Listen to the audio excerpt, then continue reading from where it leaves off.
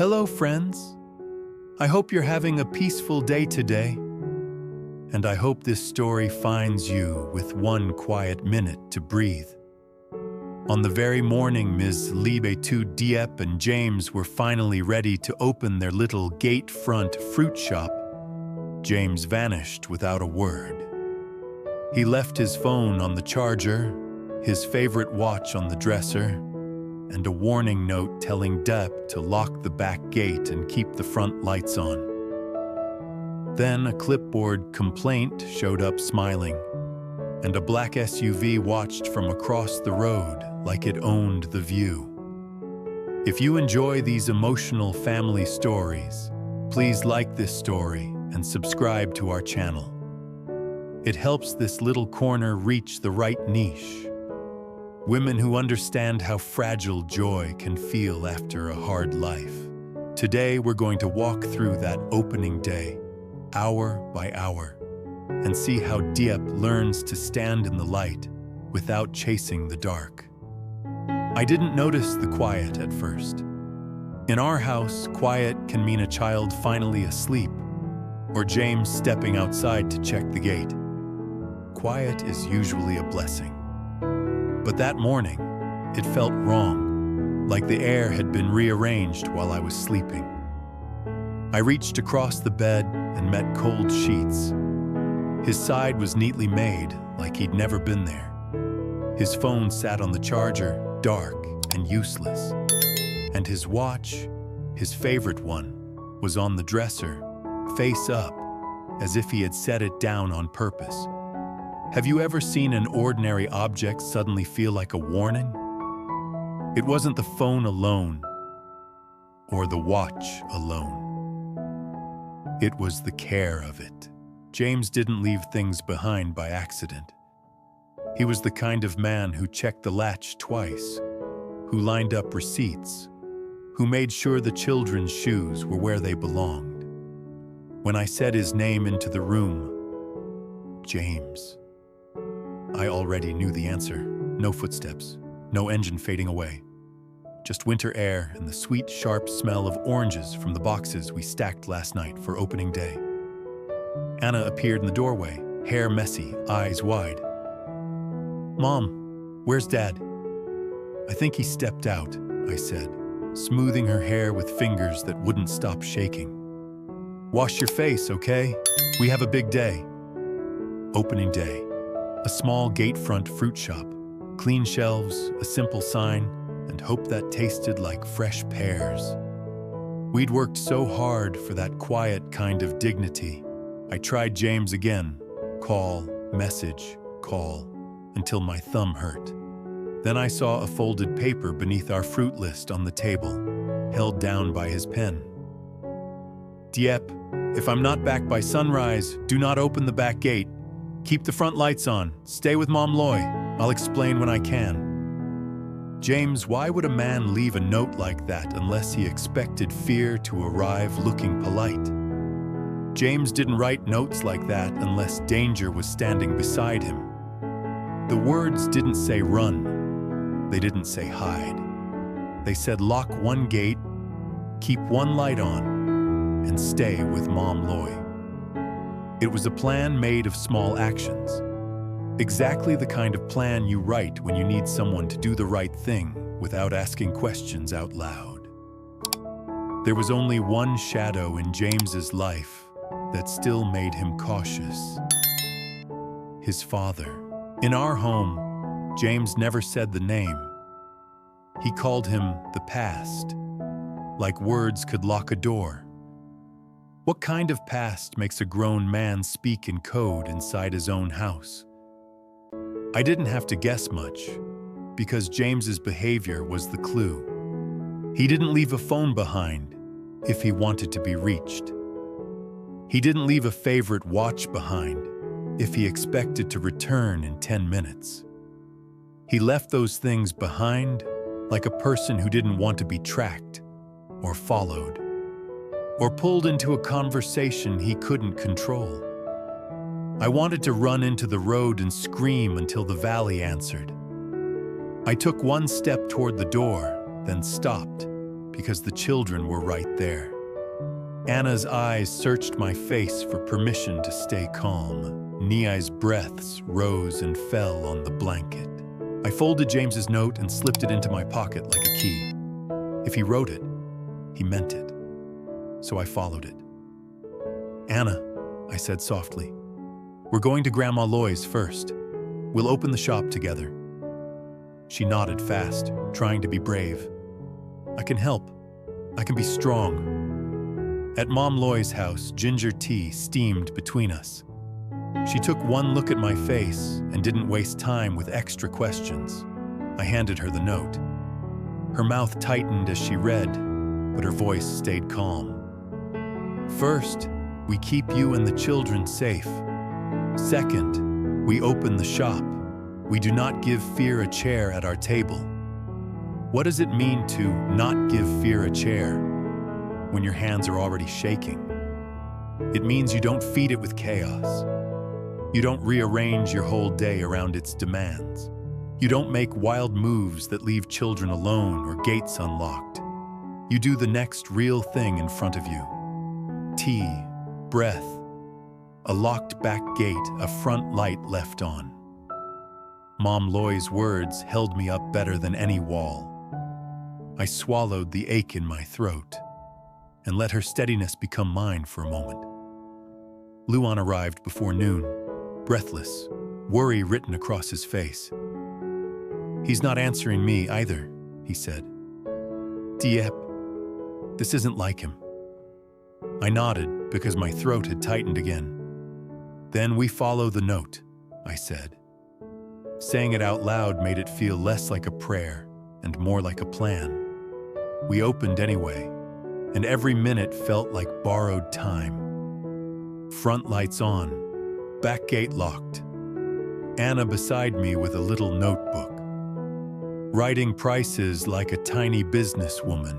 Niai in a stroller behind the counter, chewing a toy and smiling at strangers like she trusted the whole world.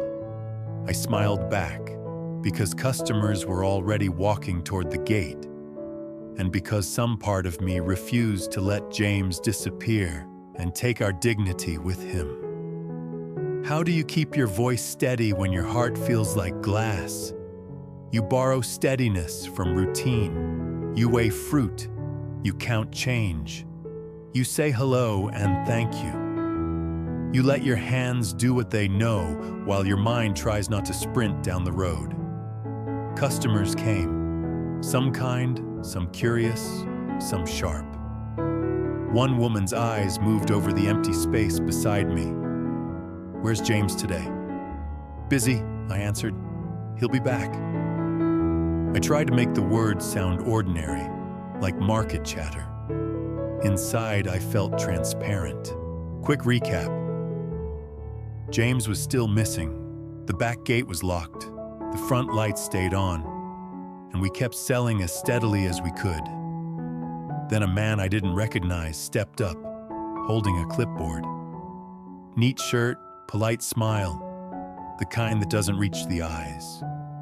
"I'm here about a complaint," he said. "Business name infringement. Hill Fruits." My stomach dropped. So the copied name drama hadn't slept. It had simply waited for the moment James wasn't here. Why do problems always show up the moment the calm person is missing? Because trouble is not always brave. Sometimes it's opportunistic. Luan took a half step forward. "Who filed it?" "Standard procedure," the man said. "If you can't provide registration proof, we'll have to suspend." Mom Loy's hand touched my elbow, steady and warm. "We have receipts and witnesses," she said. "Return with an appointment letter, an official stamp, not a threat." Why do people use the word procedure when they're really trying to scare you? Because it sounds neutral. It sounds like rules, not pressure. It's meant to make you feel late and guilty, as if you're already wrong for not having the right paper in the right folder. Here's the downshift. slow and plain. A man with a clipboard doesn't get to suspend your life with a sentence. If it's official, it can be official in writing, with an appointment letter and an official stamp. If it can't, then it's not procedure. It's intimidation wearing a tie. The man's smile tightened. "I'll be back," he said, and walked away like he had all the time in the world. As he left, my eyes caught on something across the road. A black SUV parked too neatly, engine idling, tinted windows, watching. Anna tugged my sleeve. "Mom, that car's been there?" My mouth went dry. James's note echoed in my head. "Keep the front lights on, not hide, not run, be seen." What kind of kindness sits in tinted glass and studies your gait? I didn't know, but I knew what to do with the not knowing. I kept the plan tight. "Luan," I whispered, "stand outside, just casually, and call Officer Thu. I don't want trouble, but I want eyes." Luan nodded and moved without arguing, like he'd been waiting for permission to turn fear into something useful. For the next hour, I smiled at customers, weighed fruit, and tried not to look at the SUV. My hands worked, but my mind kept walking down roads where James was alone. I kept hearing Mom Loy's voice, small, real things, one by one. I kept hearing James's note, "Keep the lights on." It wasn't comfort, it was instruction. My phone buzzed. "Unknown number, he's safe. Don't chase, keep the lights on." How can 3 short sentences make your knees go weak? Because they confirm what you feared and what you hoped at the same time. He's safe, so he's alive. Don't chase, so there is something that wants you running. Keep the lights on, so visibility is protection, not hiding. My fingers went numb. I stared until the words blurred. Mom Loy leaned in. "What is it?" I showed her the screen. She read it once, then looked at me. "Then we do exactly that," she said. "We keep the door open. We let the village see us standing." Recap, because it matters. James is gone, but his instructions are clear. Lock the back gate, keep the front lights on, stay with Mom Loy, and do not chase. "But James," my voice cracked. "What if he's hurt? What if they—" Mom Loy's eyes softened. "Your love is not measured by how far you run," she murmured. "Sometimes love is measured by how well you protect what he is trying to protect." What is James trying to protect if he's telling you to stay visible instead of chasing? He's protecting the gate. He's protecting the children. He's protecting the one place the danger wants to enter. If I ran down the road, I'd leave Anna and Nai exposed. If I panicked, I'd make the shop look shaky and easy. If I turned the lights off, I'd hand the watchers what they wanted: privacy. James was pulling danger away from our gate, and he needed me to do the quiet half of that work. Keep our life from becoming a moving target. I looked at Anna, still writing prices and counting coins, pretending she wasn't scared. I looked at Nai, reaching for a pear with chubby fingers, unaware of shadows, and I understood. James didn't disappear because he wanted to leave us. He disappeared because he was pulling danger away from our gate. Late afternoon, Officer Thu's motorbike passed slowly, then parked near the corner like he was just resting. Luan chatted with him, smiling too much. The black SUV's brake lights flashed once like a warning or a test. This is the first callback to our opening. James left his phone and watch behind, and he told us to keep the lights on. Now the watchers were still watching, and the only thing between us and their silence was daylight. People who could see. Then the SUV rolled forward and disappeared around the bend. For a moment, The road looked ordinary again, but I didn't mistake that for safety. It was simply a pause, the kind James had been trying to buy for us. Recap, just to keep our footing. We didn't chase, we didn't hide. We stayed visible, and we kept witnesses nearby. Whatever was watching had to decide whether it wanted daylight or darkness. What does it mean when the watcher leaves the moment a uniform arrives? It means eyes matter. It means daylight works. Whoever sat behind tinted windows preferred me alone, not surrounded by witnesses. I let out a breath I didn't know I'd been holding, and my knees nearly gave way. Mom Loy steadied me with one hand, as if she'd been ready for that exact moment. We kept selling until dusk. I said thank you 100 times. I tied bags, stacked boxes, and tried to keep my smile from cracking.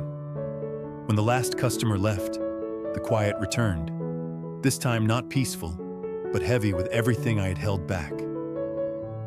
Mom Loy walked me home, her arm linked through mine like I was her daughter. Inside the shop, I wiped down the counter with hands that felt too tired for my own body. I kept the motions slow and deliberate because fast movements made my thoughts race, and I couldn't afford racing thoughts tonight.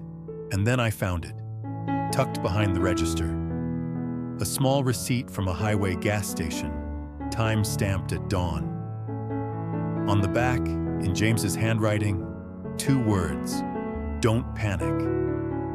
Why would he leave a receipt like a breadcrumb unless he expected you to need proof? Because fear fills gaps with monsters. A timestamp is a fact. Familiar handwriting is a fact. 2 simple words can become a railing you grip when the stairs feel steep. My vision blurred. I pressed the receipt to my chest, like it could keep my heart from breaking. Somewhere out there, he was alive, thinking of us, still trying to keep me steady. This is our second callback to the hook. On opening morning, he vanished without his phone, and by nightfall, he left me a dated sign of life. He was still directing the light from a distance. I turned off the shop lights last, the way he asked, letting the glow spill onto the road. Stubborn, warm, refusing to be erased. Then I locked the gate and whispered into the dark, "Come home, James." Far away, beyond the curve of the road, a single motorcycle engine coughed to life. Close enough to spark hope, but not close enough to answer it. Today began with a cold bed, a dark phone on the charger, and a watch left face up on purpose. On opening morning, James disappeared, but he didn't leave Diep without a plan. Lock the back gate, keep the front lights on, stay with Mom Loy, and don't chase. They opened Hill Fruits anyway. Anna writing prices, Nye smiling at strangers, while a clipboard complaint tried to sound like procedure. Across the road, a black SUV watched until Officer Thu's motorbike and extra eyes made it roll away. An unknown text repeated the rule. He's safe. Don't chase. Keep the lights on. At dusk, Diep found a dawn time-stamped gas receipt with James's words, "Don't panic." She let the shop glow onto the road, locked the gate, and listened to a motorcycle cough in the distance. Close enough for hope, not answers.